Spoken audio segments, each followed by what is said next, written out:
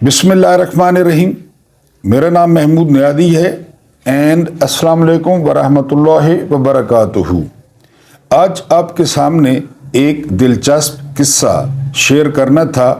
वो शेयर करने से पहले सिर्फ इतना अपनी वो व्यूअर से पूछना था कि ये जो काकूल एकेडमी है, क्या इसमें कोई ऐसा पीरियड होता है या कोई ऐसा सेशन होता है जिसमें बता दिया जाता है कि जब आप लोग जर्नल बनेंगे तो दुनिया के तमाम जो मसाइल का हल है वो खुद ब खुद वो सामरी जादूगर की तरह आपके ज़हन में आ जाएगा और 25 करोड़ में से या 24 करोड़ में से अगर कोई ज़हीन शख्स होगा, अगर कोई अक्लमंद शख्स होगा तो वो आप होंगे, बाकी सारे कीड़े मकोड़े होंगे।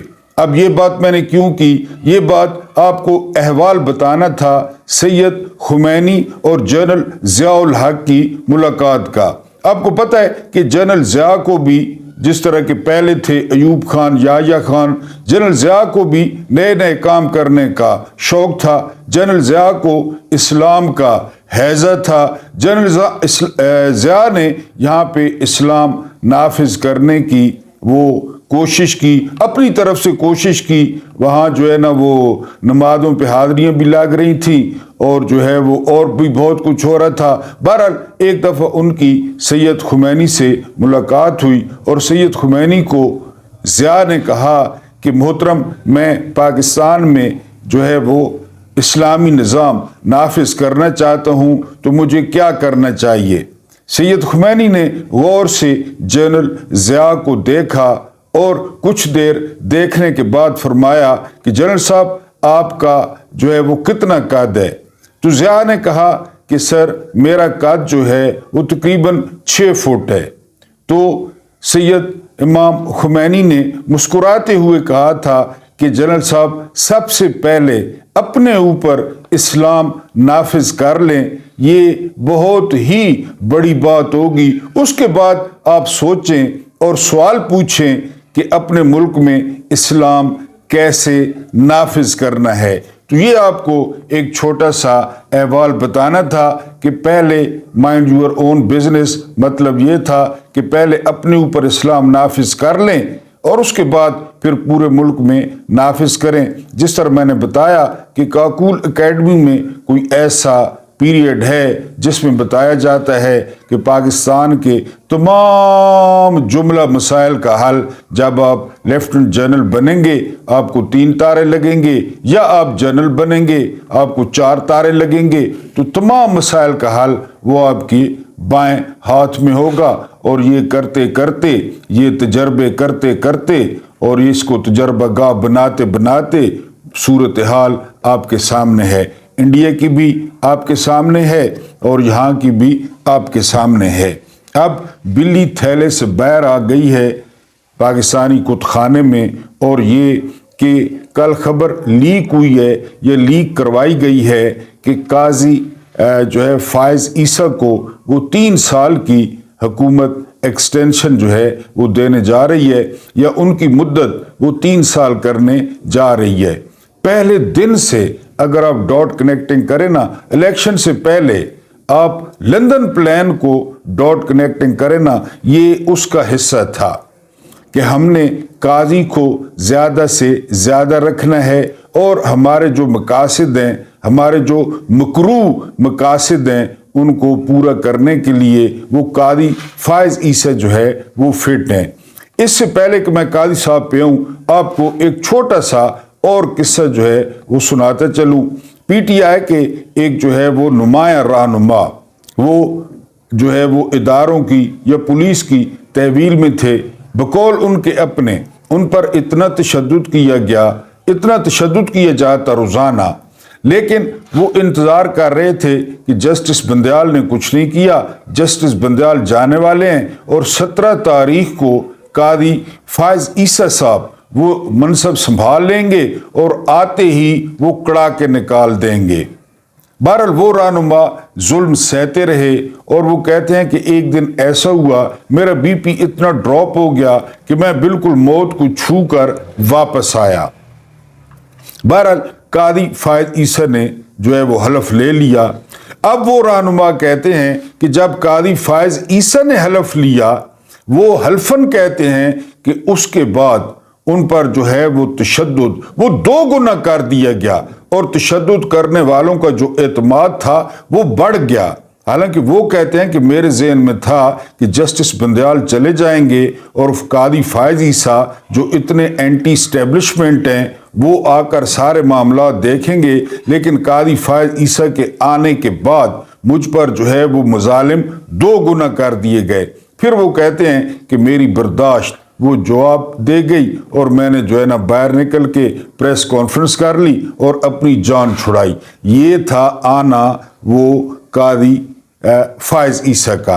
अब आप ये सारी डॉट कनेक्टिंग करें, यानी उससे पेशावर हाई कोर्ट का बल्ले के निशान को बहाल करना, फिर इलेक्शन कमीशन का सुप्रीम कोर्ट में अपील करना, फिर सुप्रीम कोर्ट का बल्ले का निशान छीनना, फिर सुप्रीम कोर्ट का जो है वो लेवल प्लेइंग फील्ड न देना, फिर सुप्रीम कोर्ट का उमैर नियादी पर गुस्सा करना कि वो लाहौर हाई कोर्ट क्यों गए हैं कि इलेक्शन आरओज़ के तहत न हो, आरओज़ के तहत इलेक्शन करवाना, फिर नंगी और खुली धांधली 8 फरवरी को होने देना या उसका किरदार होना। आप याद करें ना कमिश्नर चट्ठा कि एक मैं जिम्मेदार हूं, एक कादी फायज ईसा जिम्मेदार हैं और एक जो है वो सिकंदर सुल्तान राजा जिम्मेदार हैं, हमें चौक में फांसी दी जाए। बहरहाल इलेक्शन जूं तू करके हो गया, ठीक है जी। उसके बाद क्या हुआ आप जरा जो है वो गौर करें वाक़यात पे। उसके बाद भी मुतलका जो अक्सरियत थी, क्योंकि कादी की मुद्दत बढ़ाने के लिए आइन की तरमीम ज़रूरी है, आइनी तरमीम ज़रूरी है और आइनी तरमीम के लिए 224 सीटें दरकार हैं।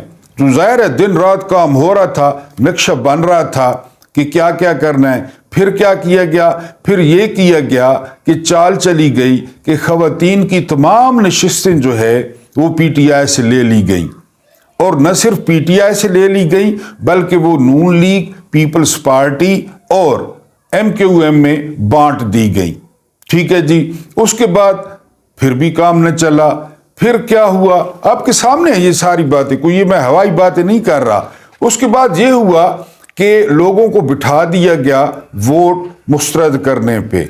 लोगों ने कहीं पे 10,000, कहीं पे 17,000, कहीं पे 20,000 वो जो है ना वोट डबल ठप्पे लगाना शुरू कर दिए और पीटीआई के वोट जो है वो मुस्तरद होने शुरू हो गए, नून लीग के वोट बढ़ना शुरू हो गए और पीटीआई से जीती हुई सीटें वो एक के बाद एक ले जाती रहीं और पीटीआई वो सब्र शुक्र करके बैठी रही। और करते करते ये सारा कुछ करते करते जो अक्सरियत थी या जो सीटें थी, यानी 2/3 अक्सरियत, यानी वो मुनाफिकों की सरदार पीपल्स पार्टी, वो कराची के महाजरों के गद्दार, वो कराची के चूहे, वो एमक्यूएम वाले, और फिर नून लीग। तो आपको पता है कि नून लीग जजों के साथ किस तरह करती है, नून लीग जजों को किस तरह नवाजती है। बहरहाल ये पहले जो है वो सारा ये तय था कि कादी फायज ईसा को जो है लाना है। पहले ये हदफ था कि कादी फायज ईसा को लाना है, ठीक हो गया जी। वो ये कादी फायज ईसा को ले आए और उसके बाद जो दूसरा इनका हदफ था वो ये था कि धांधली करनी है, धांधली हो गई, ठीक है। तीसरा हदफ था कि किसी तरीके से अगर इस निज़ाम को चलाना है, 4 साल चलाना है, 3 साल चलाना है, 5 साल, यानी जितना अरसा ये निज़ाम चलाना है ना, उतने अरसे के लिए हमें कादी फायज ईसा चाहिए।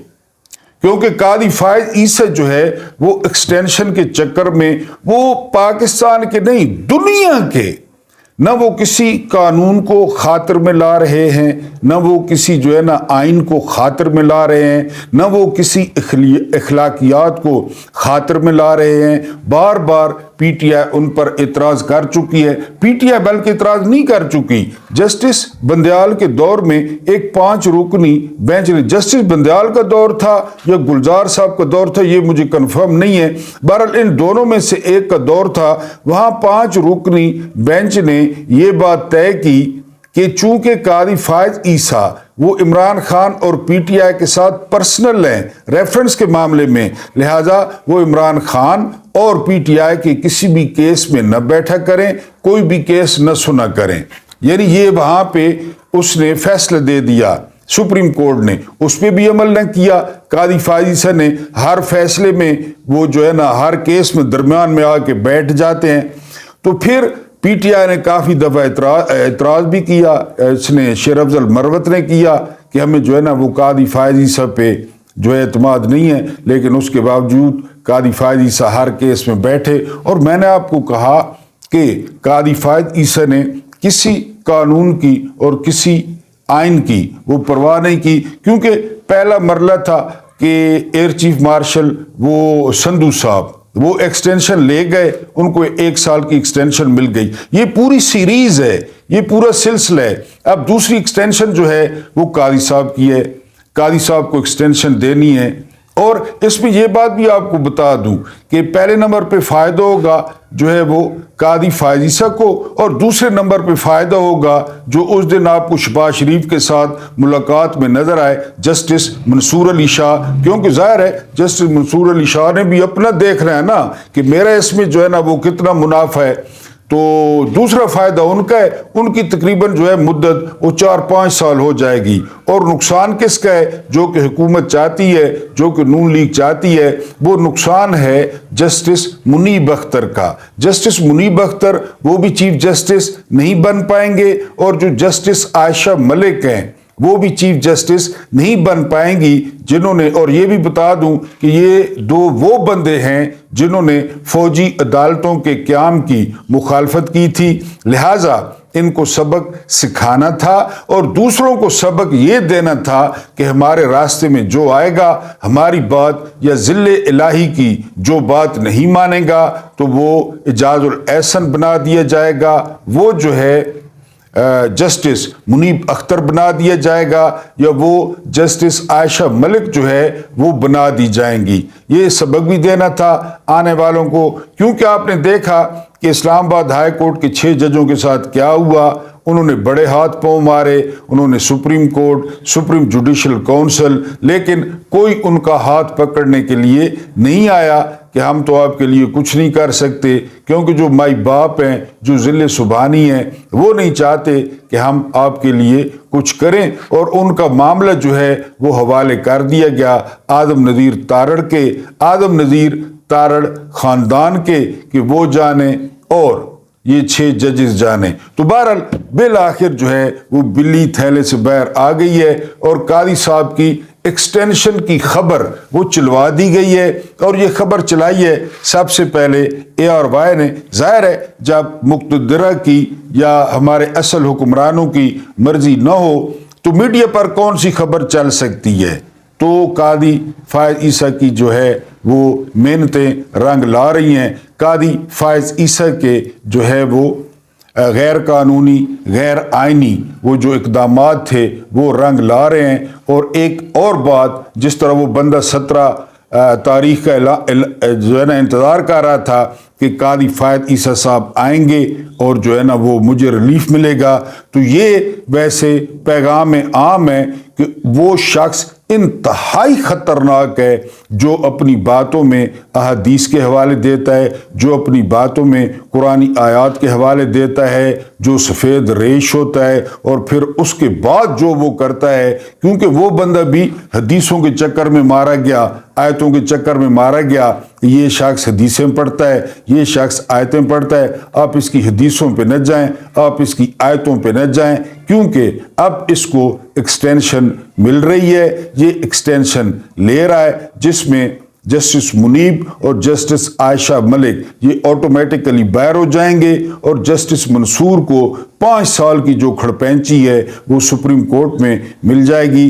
آپ لوگ پاکستان کے कानून पे, आप लोग पाकिस्तान के आइन पे, वो अगर फातिहा पढ़ना चाहें तो आप फातिहा पढ़ लें, लेकिन मुस्कुराया इस बात पे करें कि वल्लाहु खैरुल माकिरीन। एक तदबीर इनकी है और एक तदबीर ऊपर वाले की होती है। ये अपनी तदबीरें हर तरफ से फिट करके बैठे हैं। और सिद्दीक जान ने जो रिपोर्ट किया है, सिद्दीक जान ने रिपोर्ट किया है कि काजी फायद ईसा की एक्सटेंशन का 1% चांस है, 99% चांस नहीं है। फिर उन्होंने आगे सस्पेंस डाला है कि जो कुछ पीटीआई ईद के बाद करने जा रही है तो उसमें फायद ईसा की एक्सटेंशन का 1% चांस है। अब ये उन्होंने नहीं बताया कि पीटीआई क्या करने जा रही है। हम तो शुक्र करेंगे कि पीटीआई कुछ करे और कुछ बड़ा करे और मुजामत करे, मुजामत करेगी तो मुफाहमत होगी, वरना इसी तरह फिर आप लोग पड़े रहेंगे, कादी फायज ईसा आते रहेंगे और मौजें होती रहेंगी। अब जस्टिस मुनीर का आपको बताना था कि जस्टिस मुनीर, ये कादी फायद ईसा डुप्लीकेट है बिल्कुल 100% उसकी जस्टिस मुनीर की। जस्टिस मुनीर वो शख्स था जिसको जो है एसएम अकरम एक बंगाली और सीनियर तरीन जज थे, लेकिन उस वक्त की इस्टेब्लिशमेंट यानी ये गवर्नर जनरल और जो है वो अयूब खान, वो एसएम अकरम को वो किसी तौर पर चीफ जस्टिस नहीं बनने देना चाहते थे और वो चाहते थे कि जस्टिस मुनीर जो है वो चीफ जस्टिस बने, क्योंकि चीफ जस्टिस के इनके साथ बहुत गहरे ताल्लुकात थे। जो जस्टिस मुनीर थे वो इनके बहुत गहरे दोस्त थे और इनकी आपस में जो है वो ताश की गेमें और वैसे दूसरी गेमें चलती रहती थी। बहरहाल ये हुआ कि गवर्नर जनरल ने जो है वो असेंबली तोड़ दी। ठीक है जी, असेंबली टूटने के बाद इन्होंने क्या किया, इन्होंने एसएम अकरम यानी वो जो है सीनियर तरीन जज थे वो उनको बेंच में शामिल किया, लेकिन एक और जज सीनियर तरीन थे जिससे जो है ना वो इनको डर था, उनको अहम उसी मौके पर जो है वो बांग्लादेश का यानी मशरकी पाकिस्तान का गवर्नर बनाकर भेज दिया गया। इस तरह बेंच फिक्स हो गया। असेंबली टूटने को चैलेंज कर दिया मौलवी तमीजुद्दीन जो स्पीकर थे सिंध हाई कोर्ट में, और सिंध हाई कोर्ट ने ये जो है वो फैसला ये सुनाया सारा केस सुनने के बाद कि गवर्नर जनरल का जो इकदाम है वो गैर आईनी है और असेंबली को नहीं तोड़ना चाहिए था। एक बात यहाँ पे बता दूं, अभी जो आप देख रहे हैं ना सारा कुछ, उस वक्त इतनी ज्यादा सख्ती थी और मौलवी तमीजुद्दीन जिन्होंने चैलेंज कर रखा था उनके बाहर इतना पैरा था कि मौलवी तमीजुद्दीन पहले बुर्का करते और बुर्का करने के बाद वो साइकिल पे सवार होते और साइकिल पे सवार होके वो सिंध हाई कोर्ट जाते और अपना मुकदमा लड़ते और मुकदमा उन्होंने जीत भी लिया। बल्कि आपको ये बात भी बताऊं कि उनके जो वकील थे उस वक्त वो अदालत में आते हुए उनकी कार को भी, उनकी गाड़ी को भी हिट किया गया, लेकिन खुशकिस्मती से वकील को कुछ ना हुआ, लेकिन वो अदालत में पेश नहीं हो सके। जिस तरह आप इंडिया की फिल्में जो है ना वो देखते हैं, ये फिल्म ही चल रही है ना, यानी 47 कायदे आजम और जिना के बाद ये फिल्म चल रही है, यानी आपके सामने फिल्म चल रही है। किसको एनआरओ मिल रहा है, किसको जेल हो रही है, कौन जो है ना वो रात को मुजरिम है, सुबह वजीर आला है, ये फिल्म चलनी पई है। और लोग जो है ना वो इस फिल्म के अच्छे एंड पे इंतजार करते करते, कोई मेवा कब्रिस्तान, मेवा जी कब्रिस्तान, कोई म्यानी कब्रिस्तान, कोई रेस कोर्स कब्रिस्तान, वो चला गया और जा रहा है। लेकिन ये फिल्म में कि ये फिल्म जेड़ी है ना जी वो खत्म नहीं हो रही। मौलवी तमीजुद्दीन बुर्का पहन के जाते, साइकिल पे जाते और बिल आखिर एक क्रिश्चियन जज कॉन्स्टेंटीन, ये नाम था, मेरे नादरीन ने याद रखना है, नई नस्ल को बताना है। कॉन्स्टेंटीन जो है जज ने वो असेंबली बहाल कर दी, गवर्नर जनरल का गैर कानूनी ऑर्डर उड़ा दिया और जो है वो मौलवी तमीजुद्दीन ये केस जीत गए। लेकिन सुप्रीम कोर्ट में जो है फेडरल कोर्ट कहते थे उस वक्त, حکومت نے چیلنج کر دیا. حکومت وہاں پہلے بندوبست کر کے بیٹھی تھی. جسٹس منیر جو ہے وہ چیف جسٹس بن چکے تھے اور اس کے بعد ان کے سامنے یہ سارا معاملہ گیا. جسٹس منیر نے کیا کہا؟ جسٹس منیر نے کہا کہ جی ہم ایک خندق کے جو ہے نا وہ کنارے پر پہنچ گئے ہیں. اگر ہم آگے بڑھتے ہیں تو خندق میں گرتے ہیں. ہمارے لیے بہترین جو حل ہے یا ہمارے پاس بہترین جو ریمیڈی ہے وہ یہ کہ ہم بجائے آگے بڑھنے کے، الفاظ پہ غور کریں، ایک چیف جسٹس کہہ رہا ہے ہم بجائے آگے بڑھنے کے وہاں سے چپ کر کے پیچھے آ جائیں، جسے بعد میں نظریہ ضرورت کہا گیا. تو جسٹس منیر نے فیصلہ یہ دیا کہ بجائے خندق میں گرنے کے آپ پیچھے آ جائیں، اور انہوں نے پیچھے آتے ہوئے اسمبلی کی جو توڑنا تھا اسمبلی کا اس کو جائز قرار دے دیا.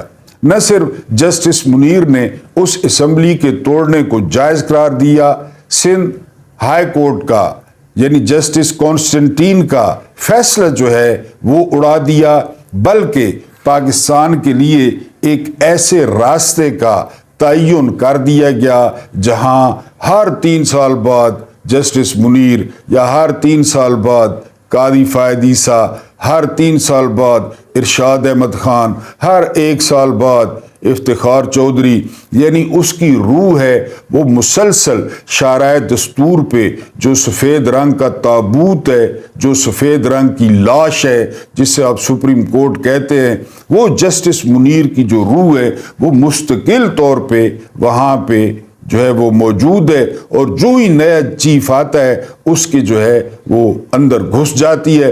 گھستی کہاں سے ہے یہ مجھے نہیں پتا، لیکن ان کے اندر گھس جاتی ہے اور یہ بوٹ پالشی بن جاتے ہیں اسٹیبلشمنٹ کے. یہ اسٹیبلشمنٹ کے آگے جو ہے نا مرغے بن جاتے ہیں، یہ اسٹیبلشمنٹ کے آگے لیٹ جاتے ہیں. نہ ان کو عوام کی طاقت پہ یقین ہے کہ ہمارے ساتھ اتنی عوام ہے، اگر ہم حق پہ ڈٹ جائیں، اگر ہم قانون پہ ڈٹ جائیں، اگر ہم اپنے حلف پہ ڈٹ جائیں تو لوگ ہمارے ساتھ کھڑے ہوں گے. لیکن یہ پیٹ کے جو ہے نا وہ لوگ، یہ جو ہے وہ لندن پراپرٹیوں کے مارے ہوئے لوگ، اگر فائد عیسیٰ آپ ذرا ادھر ادھر ہوتے ہیں تو کیا ہوگا پتہ ہے آپ کو؟ جسٹس قاضی فائد عیسیٰ کی بہترین جائیداد موجود ہے جو ہے نا وہ اس میں لندن میں. اگر قاضی فائد عیسیٰ ادھر ادھر جاتے ہیں تو یہ فوراً کہیں گے کہ رسیدیں نکالیں. رسیدیں قاضی صاحب کے پاس ہیں نہیں، یعنی وہ کس طرح بنائی؟ وہ کہتے ہیں میرے بچوں سے پوچھیں. بچوں سے پوچھتے ہیں تو وہ کہتے ہیں کہ وہ پاکستانی شہری بھی نہیں ہیں. تو قاضی فائد عیسیٰ کی فائلیں پہلے موجود ہیں، اور یہ فائلیں کوئی پاکستان کے جو ہے نا اس کی اچھائی کے لیے نہیں ہوتی، یا پاکستان کے لیے نہیں ہوتی، یا پاکستان کی ترقی کے لیے نہیں ہوتی. یہ اس لیے ہوتی ہیں کہ جی بوقت ضرورت کام آئے، ان کے جو ہے نا کان مروڑے جا سکیں، ان کے بازو مروڑے جا سکیں. بہرحال جسٹس جو ہے نا منیر وہ اس لیے قاضی فائد عیسیٰ کے مشکور ہیں کہ میرے ساتھ جو کچھ ہو رہا تھا سالہ سال سے، میں پتر آپ کا مشکور ہوں کہ وہ سارا جو ہے نا رخ، چاہے وہ گالیاں ہیں چاہے وہ بد دعائیں ہیں، وہ تم نے اپنی طرف کر لیا ہے. میں اس کے لیے مشکور ہوں. بہرحال جو کام جسٹس منیر نے کیا وہی کام وہ جسٹس قاضی فائد عیسیٰ بڑے دھڑلے کے ساتھ اور کھلے عام ایک 2 نمبر وزیر اعظم کے ساتھ مل کر رہے ہیں. اس بات پہ ہمیں وچلے ذرائع نے بتایا ہے کہ جسٹس منیر نے قاضی فائد عیسیٰ کا شکریہ ادا کیا ہے. آخری خبر جسٹس جیلانی، کل ان کے بارے میں ایک خبر آپ کو دینے سے رہ گیا تھا، تصدق حسین جیلانی. وہ خبر یہ تھی کہ کلبھوشن یادو کے معاملے میں عالمی عدالت میں جب کیس چل رہا تھا تو پاکستان کی طرف سے جسٹس تصدق حسین جیلانی کو نومینیٹ کیا گیا. یہ وہاں پہ گئے، سرکاری خرچ پہ گئے، سرکاری خرچے پہ رہائش، سرکاری خرچے پہ کھایا پیا. لیکن جس دن سماعت تھی اس دن جناب نے جو ہے وہ کہا کہ میری طبیعت خراب ہے اور سماعت میں شریک نہیں ہوئے. کیوں نہیں ہوئے؟ کس نے کہا؟ کیونکہ پیچھے نواز شریف تھا. یعنی یہ ہر اہم موقع پہ، کل آپ کو بتایا کہ زرداری کا سوئس اکاؤنٹس کا $ملینز کا کیس چل رہا تھا تو جناب اس بینچ میں شامل تھے. عین ٹائم پہ جناب نے کہا کہ میری طبیعت خراب ہے اور بینچ سے علیحدہ ہو گئے اور بینچ ٹوٹ گیا، اور شام کو کوسار مارکیٹ میں کافی کی چسکیاں لیتے ہوئے یہ پائے گئے۔ پھر مطیع اللہ جان کے بقول مبینہ طور پہ انہوں نے کہا ہے کہ اپنے ملازموں کے 2 پلاٹ بھی الحمدللہ ثم الحمدللہ اپنے نام یہ کرا چکے ہیں۔ اب تازہ ترین ان کے ساتھ جو ہے وہ کیا ہوا ہے کہ 300 جو وکلا ہیں، جو غیر جانبدار ہیں، جن کا کسی پارٹی سے ایفیلیشن نہیں ہے، انہوں نے جسٹس جیلانی کو کہا ہے کہ وہ خود بخود پیچھے ہٹ جائیں۔ وہ کسی طور پر کوئی فیصلہ نہیں کر سکتے، وہ کسی طور پر پریشر نہیں لے سکتے، وہ کسی طور پر کسی بڑے آدمی سے سوال جواب نہیں کر سکتے۔ لہٰذا اب ان 300 وکلا نے، اور جو آپ کو مزے کی بات بتانی تھی وہ یہ کہ ان کے گھر سے گواہی آ گئی ہے کہ ابھی ہم ان کے ساتھ واش روم میں جاتے ہیں۔ یہ 75 سالہ بابا یہ تو واش روم میں بھی نہیں جا سکتا، یہ میں مذاقاً کہہ رہا ہوں۔ ان کے بیٹے نے جو ہے وہ مخالفت کر دی ہے، یعنی ان کا بیٹا کل بتایا تھا کہ نون لیگ کا دیوانہ ہے بالکل پکا، تو اس کے تصدق حسین جیلانی کے بیٹے نے بھی مخالفت کر دی ہے کہ یہ جو کمیشن ہے اس کو مسترد کیا جاتا ہے۔ یہ کوئی طریقہ کار نہیں ہے کہ جس حکومت پر الزام ہے، جن حکومتی اداروں پہ الزام ہے کہ وہ مداخلت کر رہے ہیں، اب وہی حکومت یا وہی ادارے اس کی انویسٹیگیشن کریں گے۔ تو یہ 300 وکلاء نے وہ صائب رائے دی ہے پوری پاکستان میں، جو رد عمل آ رہا ہے وکلا کی طرف سے کہ اگر جسٹس تصدق حسین جیلانی، کیونکہ 60 دن کے لیے انہیں بنایا گیا ہے، 60 دن والا وہ مال چھوڑ دیں جو ان سے وعدہ کیا گیا ہے، پتہ نہیں ان کی کتنی تنخواہ لگائی گئی ہوگی، کیونکہ تنخواہیں لگانے میں یہ حاتم تائی ہیں، انہوں نے کوئی جیب سے تھوڑی دینی ہے۔ یعنی شریف خاندان، زرداری خاندان، وہ زرداری کی ایک بیٹی سرکاری خرچے پہ نہیں تھی، گھر سے کھا رہی تھی، اس کو بھی بلا کر اسمبلی میں بٹھا دیا گیا ہے کہ تم بھی چوسو۔ جب ہم گدھ ہیں اور ہم نوچ رہے ہیں اس قوم کو، تو تم بھی ہماری اولاد ہو، تم بھی نوچو۔ تو گھر سے تو یہ 1 روپے نہیں جو ہے نا وہ لگاتے۔ تو اس جسٹس تصدق حسین جیلانی کو انہوں نے 60 دنوں کا 1 کروڑ روپے کہا ہوگا، 2 کروڑ کہا ہوگا، کیونکہ IMF نے قرضہ منظور کر دیا ہے اور انہی چیزوں پہ انہوں نے اڑانا ہے۔ تو تصدق حسین جیلانی دل پہ پتھر رکھتے ہوئے وہ جو مال ان کو نظر آ رہا ہے عید سے پہلے اس مال کو چھوڑ دیں اور اس متنازع الیکشن کمیشن کی سربراہی سے پیچھے ہٹ جائیں، تاکہ ان 6 ججوں کا دکھڑا کسی اچھے فورم پر سنا جائے۔ آپ کو صدیق جان کی ایک اور خبر دوں، وہ یہ خبر یہ ہے کہ جس دن عمران خان کو اسلام آباد ہائی کورٹ سے اور جس طریقے سے گرفتار کیا گیا تھا، اس وقت بھی ان 6 جج جمع میاں گل حسن اورنگزیب نے بڑا غصہ کیا تھا عامر فاروق کے آگے کہ یہ کیا تماشا ہوا ہے، ہماری ہائی کورٹ توڑ دی گئی ہے اور عمران خان کو گرفتار کر لیا گیا ہے۔ لیکن آپ کو عامر فاروق کا پتہ ہے کہ عامر فاروق اتنا مزیدار ٹوٹ ہے اور اتنا مزیدار پالشیا ہے، تنخواہ یہ پاکستان سے لیتا ہے، پاکستانی خزانے سے لیتا ہے، کام پتہ نہیں یہ کس کے لیے کرتا ہے۔ اس نے جائز قرار دے دیا کہ میری ہائی کورٹ پہ حملہ جائز ہے، شیشے توڑنا جائز ہے، اگر آ کر مجھے بالوں سے پکڑ کر گھسیٹتے تو وہ تو خیر عوام جائز قرار دیتی نا، عوام کہتی کہ بالکل جائز ہے۔ جس طرح مشرف نے وہ کان دجال کو، اس وقت لوگوں کو نہیں پتہ تھا، لوگوں کو غصہ آ گیا کہ کان دجال افتخار چودھری کو بالوں سے پکڑ کے گھسیٹا، لوگوں کو بڑا دکھ ہوا، لیکن علاج یہی تھا کان دجال کا، کیونکہ وہ جو وکلا تنظیم تھی نا وہ مکمل سپانسرڈ تھی۔ اب وکلا نکلے نا، اب تو وکلا جو ہے نا احسن بھون اور جو ہے نا وہ کیا کہتے ہیں اعظم ندیر تارڑ چپ کر کے وکلا اور نام استعمال کرتے ہیں آسما جہانگیر کا۔ ان کو شرم ہی نہیں آتی آسما جہانگیر کا نام استعمال کرتے ہوئے، سپریم کورٹ بار کونسل کے صدر کو شرم ہی نہیں آتی۔ یہ بڑے کھڑپینچ بن گئے تھے، یعنی ہم سمجھے کہ یہ بڑے آئین کے اور قانون کے۔ یہ میں ابھی آپ کو بتا دوں کہ جو کان دجال کے لیے تحریک چلی تھی وہ بھی سپانسر تھی اس قوم کا۔ دیکھیں اس قوم کو کیسے دھوکے ہوئے ہیں۔ اس تحریک کے پیچھے وکلا کا کوئی کمال نہیں تھا، ہاں وکلا آگے پے رول پہ تھے کہ چلو سڑکوں پہ چلو۔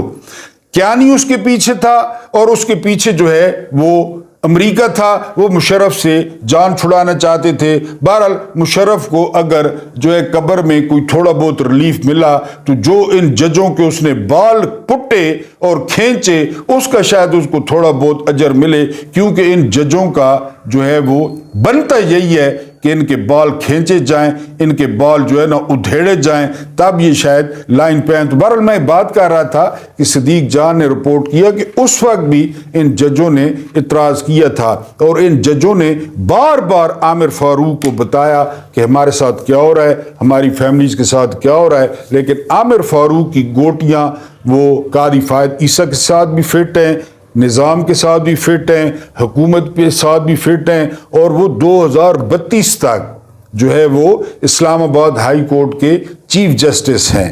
तो ये आपको सारी सिचुएशन बतानी थी कि कादी फायद ईसा की एक्सटेंशन वो होने जा रही है, और भी एक्सटेंशनें होंगी। और तसद्दुक़ हुसैन जिलानी को अपने बेटे ने कहा, कल मैंने कहा था ना कि ऐसे लोगों को घर वाले दूसरी दफ़ा सालन नहीं देते, ये इनको बना के उठा के सरबराह बना देते हैं, तो वो बात सच साबित हो गई। बेटे ने इतराज़ कर दिया। Subscribe, like, share and comments. अल्लाह पाक तो आपको आसानियाँ अता फरमावे, आसानियाँ वंडोनी तौफीक अता फरमावे, और मेरे को बर्दाश्त करो ना। बहुत बहुत शुक्रिया।